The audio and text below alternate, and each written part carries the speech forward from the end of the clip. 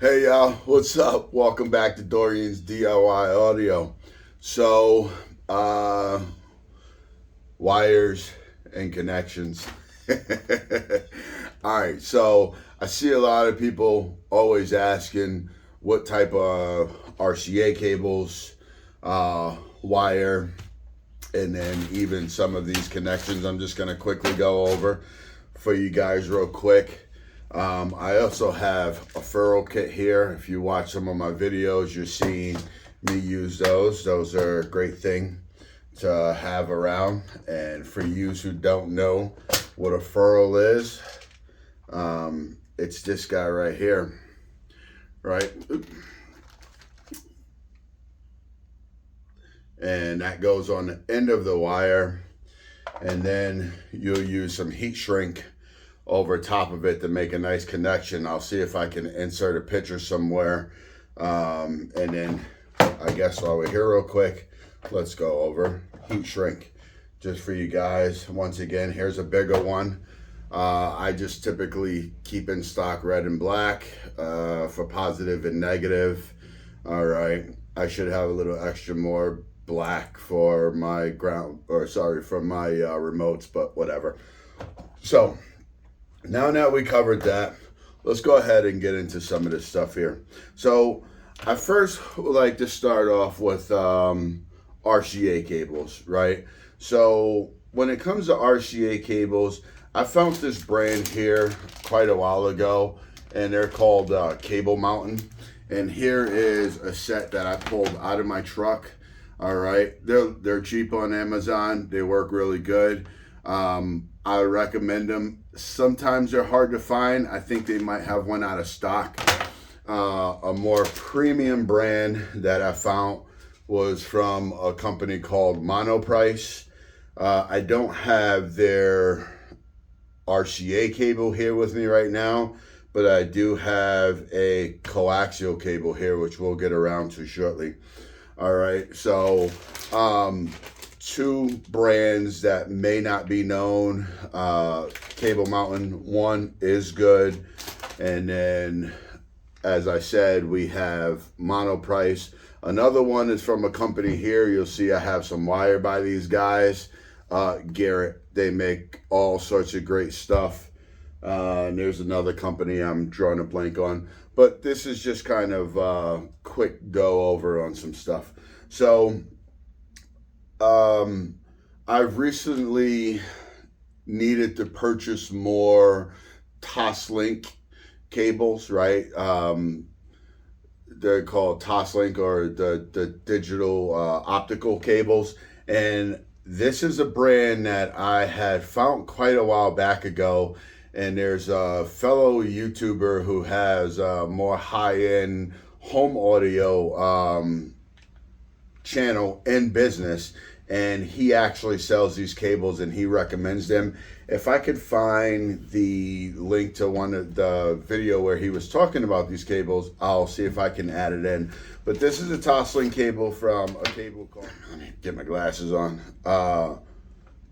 Cable Connects.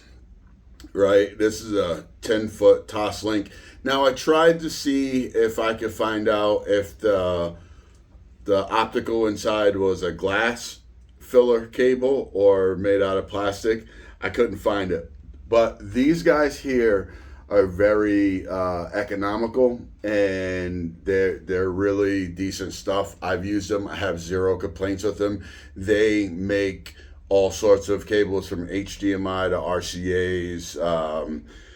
They even make the coaxials. They're a cable company. So Cable Connects is a good company here. While we're talking about coaxials, since they keep coming up, let's go ahead and open up this one from Monoprice. Now, a place that you can find Monoprice other than Amazon is on Woot, which is also an Amazon company. They typically have on Woot RCA cables that are like, I think they're like 3 feet or even shorter, right? And they're typically like $4, $5, $6. Those are the same cables I used if you watched my video where I installed the DSP. I ran them under the DSP over to the amp. Perfect fit, perfect situation for them. That was mono price. But here is their, I believe this is about a 10-foot coaxial cable. All right, and it's got that nice, thicker shielding on it. I guess if you were looking for thinner shielding, and this wouldn't be what you're looking for. But if you're looking for a nice thicker cable, this is right up your alley. All of their ends seems to be fairly premium like this right here. All right, and once again, this is a coaxial cable. So one other cable company. Now this is one that I found fairly recently, and I needed a cable that had a 90-degree RCA on one side and straight on the other. And I found this company here, and I believe they're pronounced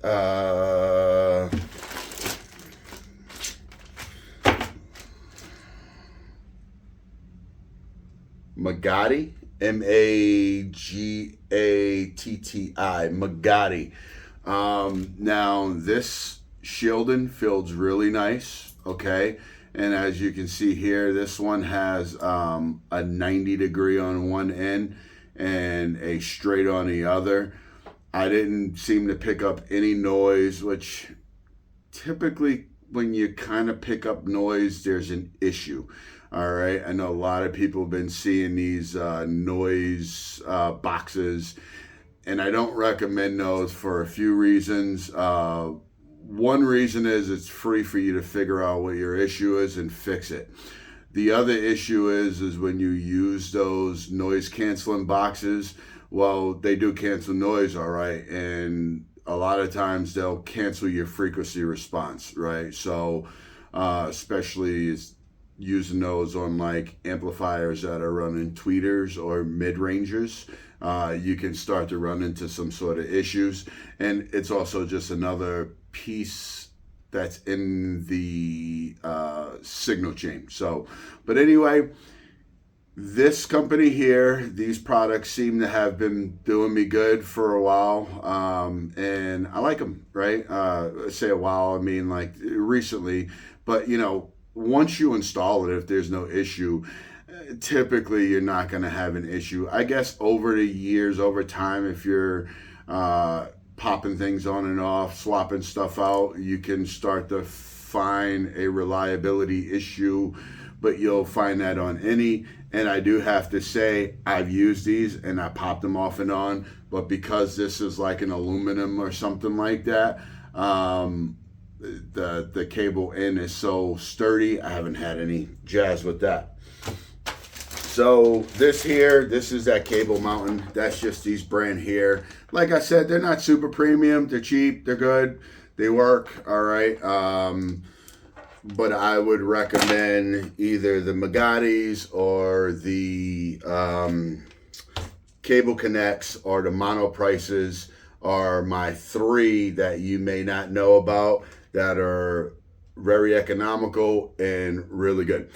Now, before we move on to, well, let's stay with cables first. Here's another thing. Okay, so speaker wire. Now, this might be a little controversial to some of you guys, and I get it. There's a lot of machismo that goes around in the industry. There's a lot of bullshit information that goes around in the industry. Major misconception is that copper clad aluminum is bad and OFC is great. Here's the short and skinny on that. There is copper clad aluminum out there that will blow so-called OFC away. Okay, as in anything, there's qualities of things, right? So now when I use the copper clad aluminum, I do for speaker wires. I guess I kind of do it on everything. I always use ferrules, right? And I always use heat shrink. If I don't use ferrules and heat shrink, then I'll do a direct solder joint with heat shrink. So that's going to cover that stuff up. I know we've seen the horror stories on oxidation and so on and so forth. Well, if you really know what you're looking at when you're looking at those situations, they're typically negating to put in or give you a lot of other information, right? So with that being said, this is a brand that I've been using for a while now. And here is some copper clad aluminum 16 gauge 2-lead wire.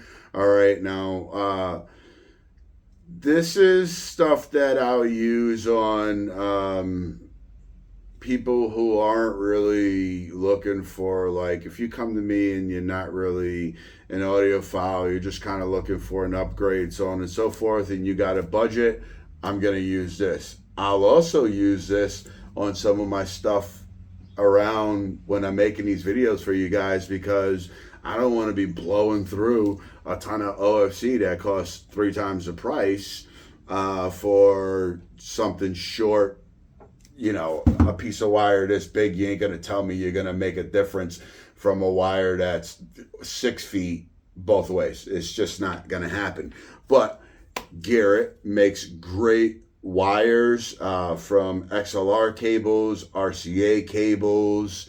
They make them all. They're really great stuff. Now here is some 16 gauge. Ooh. Now these both are 100-foot spools of wire. So let me just show you the difference and what you're going to get between 16 gauge OFC, 16 gauge CCA. Okay, I'm not a moron. There's a difference. I know there's a difference. Does it always matter? No. All right, but here's a spool of the 100-foot. Now this 100-foot wire here, let me grab an end of it because it's not just regular wire like this. Okay, so this wire has a shielding over it, right? And this is the stuff I use for my tweeters when I install, and I use for my mid-rangers. And I'm not talking mid-rangers like PA speakers. I'm talking mid-rangers like real 3-way style mid-rangers. Your front, for your front stage, right? Tweeters and mid-rangers, I always use 16 gauge. The reason being is even OFC 12 gauge, because the wire is so big and the frequency so high, it can give like a ringing or stored energy in the bigger wire. So that's why I go down to the 16. I don't typically waste my time with 18 gauge. Sorry, just 16, 12, 8, 4, 0, and if we need to, 4 or 2 out. Okay, so those are just something I wanted to go through on wire so you guys have an understanding. And if you didn't know about them, they make some fantastic products. I will put these wires up against all of the other guys that people scream, right? And I'm not saying that those wires are bad. I'm just saying that these wires are good, or these cables are good. All right. I'm not going to name them because I don't want to store up nothing, but you guys see the ones that are always out there, cost major bucks. You can save yourself some money and find out that these cables are as good or better. And I promise you that. Here's another thing I wanted to bring up. I know you guys might have seen these and some of the more higher end builds and things like such. These are what is known as XT connectors, right? So these are XT30s, right? These are the smaller ones, and these are the ones that I use primarily because they're good for 16 gauge. I don't know if you guys can see that that smaller. These are used for 16 gauge, so these are the ones that I'm going to use in smaller, tighter spaces. Hinted, if I'm installing a pair of tweeters and I want them to have them be serviceable, pow. Okay, same with mid-ranges, like in your dashboards and stuff like that, if you like to swap things out or what so have you. Okay, pow, they just come apart. So I did write some stuff down because these come in 3 sizes that I know of. I only use this size here. There's another size that kind of strikes my fancy. All the other 2 sizes kind of strike my fancy, but I don't really need them. So XT30, XT60, which is good. So the XT30s are good for like, they say 12, 14, but these are good for 16 gauge. The XT60s are good for 12 gauge, and the XT90s are good for 10 gauge, okay? Now,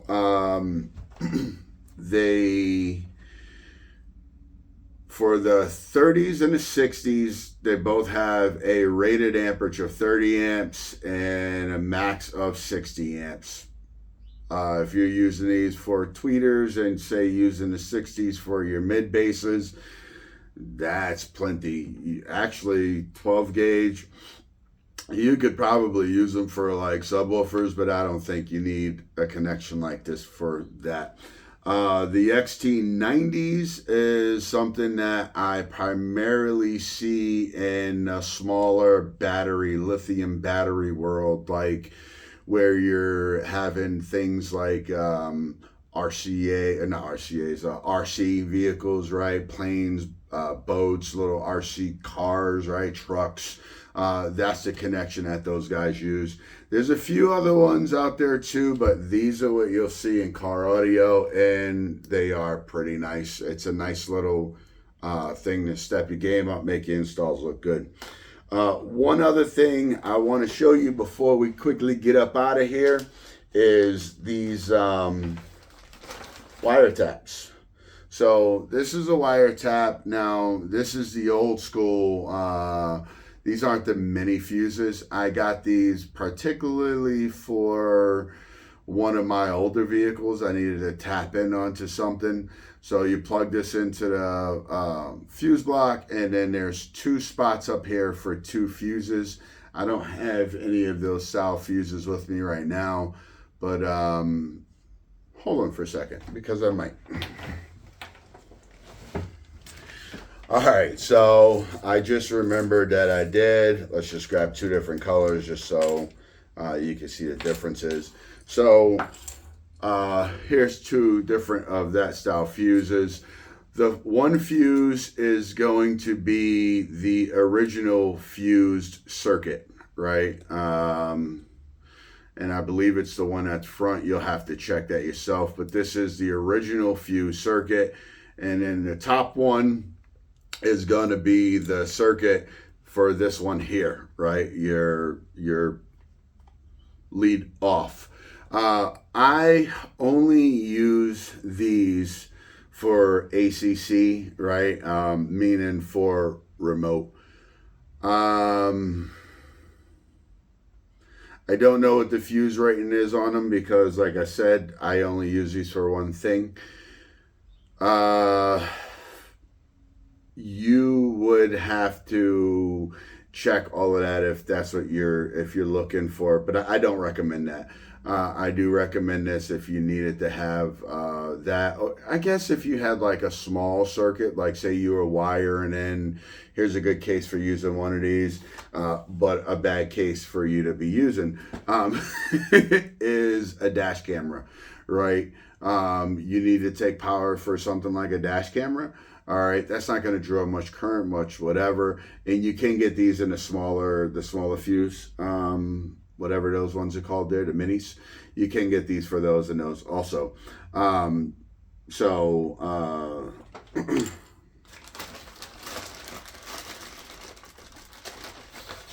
Would you look at that there?